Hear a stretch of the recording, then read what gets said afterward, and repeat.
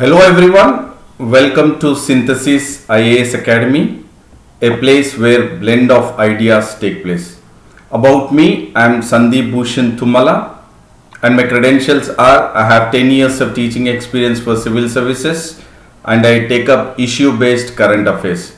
And this session will certainly help you to crack prelims and mains examinations because throughout my session I would be emphasizing on the keywords and the key phrases. And these keywords and the key phrases will certainly help you to crack prelims and mains examinations. Thereby, you can make sure that you can certainly identify the factual, analytical, and also the conceptual questions by identifying the keywords and the key phrases, which will certainly be useful for prelims as well as mains examinations. Because when you inculcate the keywords and the key phrases in your answer would be certainly precise and concise, and once it is precise and concise you will score higher marks even in the mains examinations. So therefore my session will certainly guide you to crack prelims and mains both for 2020 and 2021. So do follow my session completely and be benefited in regards to the UPSC prelims as well as mains examinations. And today's topic is the early childhood care and education. So it is ECCE, early childhood care and education. So this is as per the Ministry of Human Resource Development, and it is very particular because it is in conjunction with the National Education Policy of 2020, wherein part of the National Education Policy is the early childhood care and education. Early childhood care and education. So this is the key word which might be a very crucial or a critical information for you all as a civil servant aspirants, which could be part of the general essay in the mains examination. So there could be a question from UPSC focusing on the National Education Policy 2020 in regards to the education, but again they could be emphasizing on the early childhood care and education. So our in-depth focus is on early childhood care and education, and certainly this universal provision of quality early childhood development. So please do understand here, it is quality early childhood development, care and education which must be achieved by the year 2030 as per the Sustainable Development Goals SDG of 17 Sustainable Development Goals which are to be achieved by 2030. And all these are to ensure that the students entering into grade 1 are all school ready or all ready for the school. So the early childhood care and education is very important topic as a current or issue based current affairs. So now we will focus at the topic that is the early childhood care and education, ECCE, and we also will get into the subtopics of ECCE. So we will first look at what is about early childhood care and education, and we will also focus when we are talking about the childhood care and education, we will also focus at the role of parents in children's education. We will also focus the building aspiration of the country so that the sustainable development goals has to be achieved by 2030, wherein all these children or the kids should be ready for the school going. And also the subtopic is providing information, that means how the schools or the Ministry of Higher Education or in regards to the early childhood care and education will provide information to the parents so that they can have a larger impact on the children's education or childhood care and education. And the last, we will also focus at the measuring the progress of the early childhood care and education, how it will be in regards to the building aspiration of the new India. And now we will look at the early childhood care and education. This is with the new curricular and pedagogical structure. So early childhood care and education has come up in regards to the National Education Policy 2020, which is with the new curricular and the pedagogical structure. And it emphatically, that is National Education Policy 2020, it emphatically makes the case for the early childhood care and education. So that means it is emphasizing emphatically on the early childhood care and education. Who is emphatically emphasizing? It is the National Education Policy 2020. Therefore, it is the need of the hour to you all, that is to all the civil servant aspirants, that you need to focus on the topic, that is early childhood care and education, when we are talking about the, or when we would be focusing on the National Education Policy. So the emphasis is on the early childhood care and education, as we know that the earlier structure was 10+2 structure, which was the school curricular. Now it has been replaced by 5+3+4, that is 15 years, 6, 10, 5, 15 years curricular structure has been brought in now. So 12 years has been replaced by 15 years. So this is very important, and in this regards, the curricular structure and the pedagogical structure which have been emphasized for the ages from 3 to 8, 8 to 11, 11 to 14, 14 to 18 years respectively are very important as part of the National Education Policy, and again focusing on the early childhood care and education, wherein earlier it was 10+2, but now it has been replaced by 15 years curriculum. And this will definitely bring in the uncovered age group of 3 to 6 years. So this age group is vital, so that we need to make sure that the early childhood care and education has to be provided to the children who are in the age group of 3 to 6 years. So this is crucial when we are talking about the early childhood care and education. It is for the kids or the children who are between 3 to 6 years, wherein this has been recognized globally as the crucial stage, because 3 to 6 years is the crucial stage for the development of mental faculty of a child. So that is why even the National Educational Policy has emphatically emphasized on the early childhood care and education, which will constitute from the people the ages of 3 to 6 years, wherein at this age it is the crucial stage for the development of mental faculties of the child, wherein that child can really learn when he or she is provided childhood care and education. And the new system will have 12 years of schooling with 3 years of Anganwadi and preschooling. This is what is the early childhood care and education, which the government would be focusing by. When we are talking of the government, it is MHRD, or the Ministry of Human Resource Development. And in regards to this early childhood, the NCRT, that is National Council of Educational Research and Training, is definitely in a progress to develop NCP-FECCE.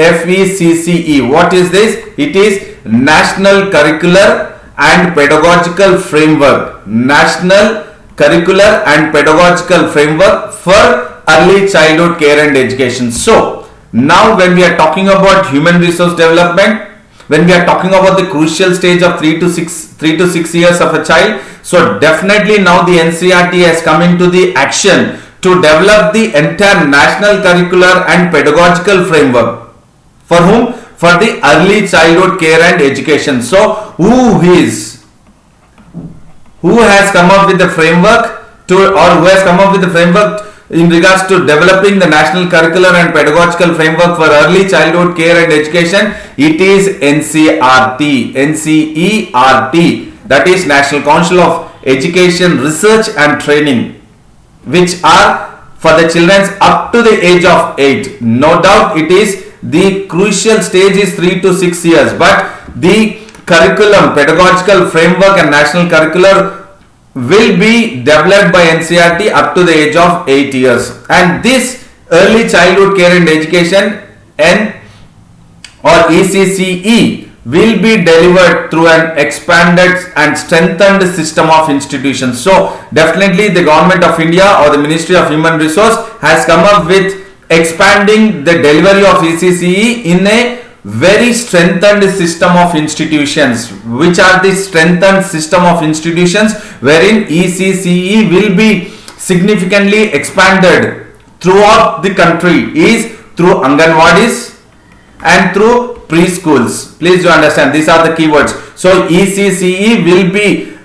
maximum, it will be expanded through the strengthened system of institutions, that is Anganwadis and preschools, wherein the teachers of Anganwadis are and the workers of the Anganwadis are very much trained in regards to the pedagogy and curricular of early childhood care and education, which the framework and national curricular has been developed by NCERT, and the entire planning and implementation of ECCE will be carried out jointly by ministries of HRD and women and child development and the health and family welfare along with tribal welfare. So this is the crucial or the critical information for preliminary examination point of view, wherein it could be that which among the following are involved in the planning and implementation of ECCE, that is early childhood care and education. It is all the four. The first, Ministry of HRD, Women and Child Development, Health and Family Welfare, and the Tribal Affairs. So all the four are partly in regards to planning and implementation of successful of ECCE. And now we will focus at the role of parents. Certainly the role of parents do play a vital role in regards to the children's education. So when we are talking about the schools which are providing the quality early childhood care and education, will certainly reap the greatest dividends for children only when they are having or when they are from the families which are definitely the parents are in regards to having a kind of affection and then having kind of sense towards a sense of responsibility towards the children's for their growth in the future. So definitely the ECCE will reap greatest dividends from the children who are from the families that are economically disadvantaged. Schools providing quality early childhood care and education reap the greatest dividends for children who come from families that are economically disadvantaged, because definitely when we look at the parents who are economically disadvantaged are the one who will certainly make sure that they wanted to make sure that the kids would have a better education and they would be economically stronger in their due course of time or in the next after 12-15 years or in the 20s also. And over 85% of the child's cumulative brain development is definitely before the age of 6. So that is why the role of parents is very crucial, so that they need to talk to the kids, they need to sit and spend some time with the kids who are at the age of 3 to 6 or even up to 8 years, so that their cumulative brain development do take place in a positive way, and thereby the role of parents do have the maximum role in regards to the children's education. And we also have the point that over 5 crore children are estimated to not to have attained foundational literacy and numeracy in India. So this is very important, because the early childhood care and education or the role of parents is missing to the kids who are between 3 to 6 years, wherein when it is missing, when there is maximum cumulative brain development taking place, occurring, but in that scenario, in that situation when role of parents are missing, so definitely the foundational literacy and numeracy will not be attained to the kids who are at the age of 3 to 6 or 3 to 8 years. So therefore the role of parents are very important, and at present the children from socio-economically disadvantaged backgrounds do not have access to ECCE, and that is what is important. The government or the Ministry of HRD is also making it very clear that bring in the early childhood care and education, and they have to attain by 2030, so that all the socio-economically disadvantaged parents and the families who are unable to make sure that their children do not have access to ECCA will definitely have more of advantage when they are having their education in the schools which are providing early childhood care and education. And it also talks how parents be active in the stakeholders in regards to the children's education. So certainly the role of parents is crucial in children's education, and it is also crucial how parents can help, as any learning in school can be reinforced or undone at home. So it is very important that the parents should also make sure that they take the responsibility to try to talk, and then again they be part of the exercise at home with the kids, so that whatever has been taught in the schools or the learning process which has been conducted in the school can be again reinforced or undone at home in a different fashion, so that the kids will not have a sense of missing what they have learnt in the school. Rather, it should be a dividend which is progressing in the children's or the kids' mind. And the parents certainly are the first and natural tutors to all the kids, and therefore it is necessary to ensure that the children learn the foundational skills they need to succeed in school. So parents are the first and natural tutors, and they should be providing the kids with the foundational skills even in school, when they go to, even in the school and also at home. The parents should be giving or should be encouraging the foundational skills. But the question arises here, there is a challenge here. How can low income parents, this is the challenge. This is the challenge, that how can a low income parent who has constraints in regards to the time and in regards to energy to start getting or to be more involved in the ECCE program, or to have that kids having more of foundational skills? And the answer is definitely, the measure is through AIM. What is AIM? Aspiration, information, motivation and measurement. So definitely this can be attained if the parents are trying to have the aspiration, information and motivation and measurement toward their kids and the future of the kids. So it will definitely happen. And now we will focus at the another subtopic, that is building aspiration. So there is necessity that the aspiration has to be built. And this is definitely, we know that at present 30% of the low income parents don't send their children to any kind of early childhood care and education institutes. That is why the parents has to be motivated. There has to be an aspiration to the parents that the kids, their kids, will have a prosperous life with high literacy and more of knowledge. So therefore, if you look at the statistics right now, that is presently 30% of the low income parents do not send their children to any kind of early childhood care and education, and this is crucial for an individual or a child or the child's progress or education.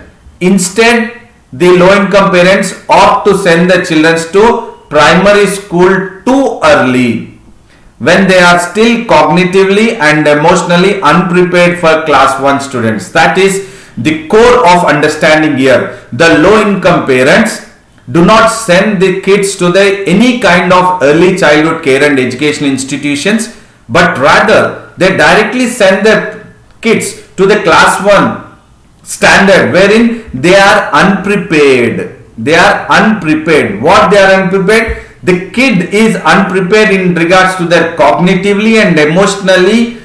The thinking capacity is unprepared. That is why the foundation of those students are not that strong, because what is the foundational skill which has to be provided by the parents at the age of, during the age of 3 to 6 or 3 to 6 especially, is not being provided. That is why the cognitively and emotionally they are unprepared, and these unprepared kids are being sent to class 1 students wherein their basic foundational skills are missing, thereby they do not have a strong educational the process or the entire the system is not being understood by the kids. They do not flourish in the education, many of them. These are often the children who get left behind. That is what is like, they get left behind in the primary school and beyond with a limited scope of recovery. That is the most crucial information here. So until unless you provide them some kind of early childhood care and education, that is the parents provide early childhood care and education, they would be in a position to make sure that they will not be left behind in the primary school, and they will definitely have a larger scope of recovery if they are having the ECCE in advance before they get into the first standard. And the evidence also suggests that the low income parents do value education for primary school onwards. They are not really focused in regards to the pre or nursery, or in regards to the kindergarten school, KG1 or KG2. They are not really bothered about it, and that is why they directly send their kids, that is low income parents, they directly send their kids to the primary, from the primary school onwards, spending a disproportionate, that is too large or too small amount of their monthly income. So definitely their income is being disturbed, or they are shredding too much of money. At the same time, the kid is unable to recovery, and the kid is definitely being left behind. And what is important is awareness of the importance of education at the preschool age is certainly missing in the low income parents, wherein their kids are not being sent to the early childhood care education. Indeed, when we focus at the high income parents, definitely these parents are facing a huge amount of social pressure to help their children achieve developmental milestone before the age of 6. And this low income parents lack such social incentives. Thereby what is happening is there is a huge gap of difference in regards to the kids of the low income parents, kids of the high income parents. And what is very important is to achieve the foundational skills, to achieve the developmental milestone before the age of 6 is certainly crucial. And that is why there had to be a system in place wherein they grasp more at the age of 3 to 6, which is a crucial stage in the developmental activity of a child. And then building aspiration, we need to build aspiration, and that aspiration can be built through role modeling, mass media and social media, involving many celebrities and influencers in the crucial first step. So the government has to make sure that it has to be build the aspiration has to be built to the low income parents also, in regards to providing some kind of scenarios like role modeling, mass media and social media, wherein celebrities and the one who can influence the low income parents and also the child's development, those aspirationals have to be taken into consideration. And then the parents also should be provided information. The low income parents also should be provided awareness and aspiration. So awareness and aspirations have to be built within the low income parents. That is the crucial, so that the educational tools to support the child they can themselves confidently administer. So the awareness and aspiration has to be built so that the low income parents confidently can administer the kids themselves itself. preschool age children usually have an attention span of just 5 to 15 minutes, which is not enough to focus on learning materials themselves. So thereby the parental involvement is necessary. The role of the parent is important, but the low income parent has to be provided information, has to be built aspiration. That aspiration can be built by providing or creating awareness and aspiration, and the parental involvement has to be so that the attention span of the child should be increased, which is normally for 5 to 15 minutes at the age of 3 to 6 years when the kid is.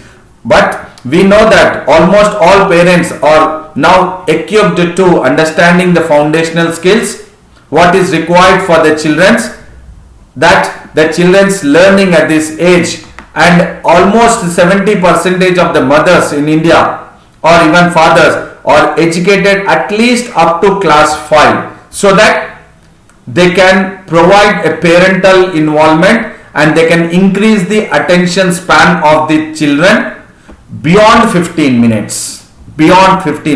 So providing information to the parents, and parents again involving, that is parental involvement in regards to the attention span and the foundational skills to be developed by the kids are crucial. And then we need to assist, that is the teachers also should assist them in combing them through vast wealth of print and online content. So definitely when the parents have the access to the print and online content, that has to be taken into consideration, that has to be used it positively, and then they have to make sure that that will be useful for the developmental of foundational skills of the kids. And information must be simplified and contextualized.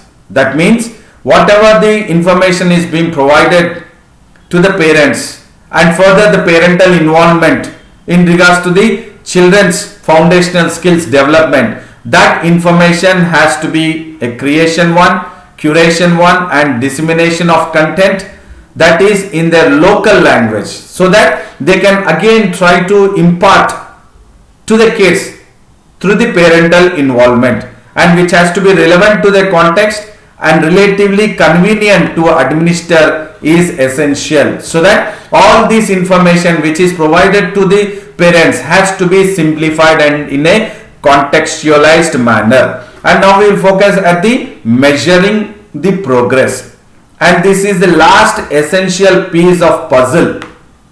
What? That is the measuring progress, especially for sustained engagement for parents. And this also should be, measuring progress also should be to the parents, so that the parents motivate them on a regular basis and give them in the sense here it is the kids, children's. So the parents have to motivate the kids or the children's and on a regular basis, and the parents should also give them some measurable indicators of progress and change, so that they should keep on telling that this is the progress what you are attaining. They have to have the indicators, and they have to make sure that this is the change what you have attained for in the last 2 weeks or in a month or in a quarter, and then further in a half yearly and yearly. So that measurable indicators of progress and change has to be given, and this is the certainly a crucial juncture wherein the parents have to be part of the measuring progress of the